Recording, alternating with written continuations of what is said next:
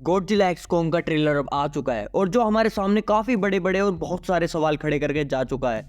Godzilla x Kong में हमें देखने को मिले हैं बड़े बड़े टाइटन्स और अभी ये टाइटन्स की गिनती सिर्फ 5 है, लेकिन अब मैं आपको बता दूं इसमें 2 टाइटन्स हिडन भी हैं जो मैं आपको बाद में बताऊंगा। लेकिन अगर हम बात करें ट्रेलर की तो ट्रेलर बिल्कुल दिमाग फाड़ने वाला है। इससे पहले गॉडजिला वर्सेस कॉन्ग का ट्रेलर भी इसी सूची में था क्योंकि उसमें काफ़ी ज़्यादा डिस्ट्रक्शन देखने को मिला था और वैसा ही कुछ मूवी में भी देखने को मिला। लेकिन गॉडजिला एक्स कॉन्ग बिल्कुल अलग है।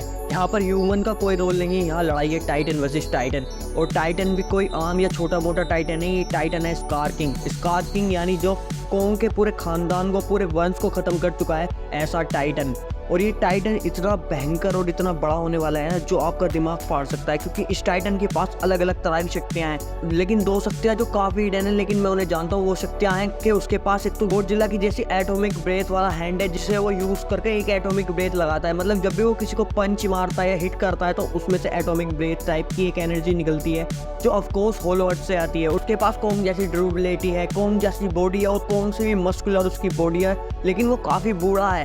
उसके पास काफ़ी ज़्यादा वॉर एक्सपीरियंस है, वो काफ़ी ज़्यादा धमाकेदार है और वो काफ़ी ज़्यादा तगड़ा है। और वो एक संकी किस्म का टाइटन है जिसको जो चाहिए तो वो चाहिए ही हर कीमत पर। और ये लड़ाई इसी पागलपन की होने वाली है। उसने खुद के पास, जैसे गिदोरा ने एक बार 2019 वाली किंग ऑफ मॉन्स्टर्स में मॉन्स्टर्स को काबू में कर लिया, उसी तरीके से कुछ ये भी करता है। पहले टाइटन की कम्युनिटी इस पर अटैक करता है, फिर वहाँ के जितने भी बड़े बड़े और भयंकर टाइटन होते हैं उन्हें अपने अंडर ले लेता है। जैसा कि हमने ट्रेलर में भी देखा कि उसने कैसे कॉन्ग के सारे परिवार वालों को एक साथ इकट्ठा करके उन पर रूल किया है। चाहे वो पास्ट में हो चाहे वो प्रेजेंट की स्टोरी है, बट हाँ वो रूल तो कर रहा है ना जब वो अपने अंदर में 2 हिडन टाइटन्स को ले लेगा। और मैं आपको भी बताने वाला आगे कि वो कौन से 2 हिडन टाइटन्स होने वाले हैं जो उसके कब्जे में होंगे। अब बात करें गॉडजिला की तो गॉडजिला बिल्कुल चेंज हो चुका है। गॉडजिला एक वार के बाद आया है। गॉडजिला की वापसी काफ़ी तगड़ी है क्योंकि उसने अपनी बॉडी का वेट लूज किया है, उसने अपनी बॉडी की स्ट्रेंथ बढ़ाई है, उसने अपने आर्म्स को लंबा कर लिया है और अपनी एटॉमिक ब्रेथ को भी काफ़ी ज़बरदस्त ब्लू से पिंक में ट्रांसफर कर दिया है। वो इसकी वजह और कुछ नहीं है, वो है होलो अर्थ की मैक्सिमम एनर्जी।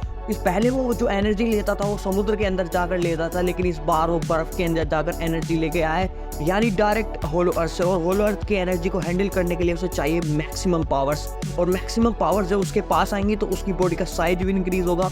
मैं आपको एक और बात बता दूं, गॉडजिला किंग ऑफ मॉन्स्टर्स में उसकी हाइट 391 फीट थी और गॉडजिला वर्सेस कॉन्ग में उसकी हाइट 400 फीट थी, और इस वाली मूवी में 420 फीट हो चुकी है, यानी 127 मीटर।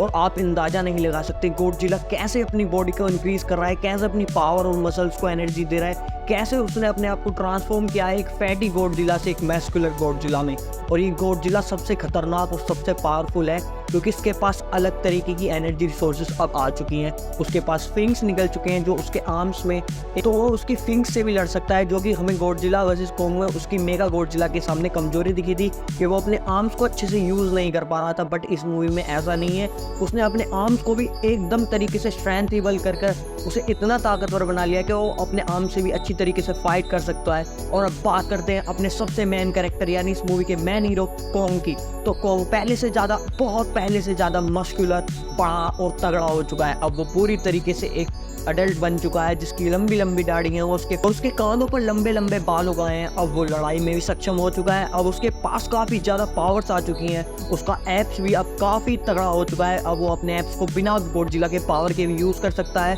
और इस बात को मैं आपको बता दूं, कॉन्ग को आप हल्के में मत लीजिएगा क्योंकि वो अकेला स्कार किंग से भिड़ जाएगा। इस बार होलो अर्थ भी काफ़ी बदला हुआ लग रहा है क्योंकि इसमें और ज़्यादा मोस्टर आ चुके हैं, लाइक फिंग वेंटर्स, लीन फोर्स और वो वुल्फ मोस्टर जो कॉन्ग के पीछे भाग रहे थे। कॉन्ग का बेटा, और कॉन्ग का बेटा और कोई नहीं, वो मिनी कॉन्ग होने वाला है। जैसा कि मुझे लगता है कि वो और कोई नहीं, स्कार किंग का बेटा होगा जो अपने बाप के जुर्मों से अब थक चुका है। वो अच्छाई की राह पर चलना चाहता है, वो कॉन्ग जैसा बनना चाहता है क्योंकि कॉन्ग ही असली राजा है वहाँ का। और अब मैं बात करूँ अपने हिडन टाइटन्स की तो वो है सीमू एंड सी मोस्टर। सीमू काफ़ी तगड़ा टाइटन है जो गॉडजिला की फैमिली से ही बिलोंग करता है, यानी गॉडजिला का भी ओरिजिन उससे ही है, वो उनका पूर्वज कह सकते हैं। बट फिलहाल वो स्कार किंग के इशारों पर नाच रहा है। लेकिन इस बार लड़ाई होगी Godzilla versus Shimo and Skar King versus Kong, लेकिन ये लड़ाई काफ़ी तगड़ी होने वाली है। और इसी के साथ अगर वीडियो अच्छी लगे तो वीडियो कर दीजिए like. Thank you for watching.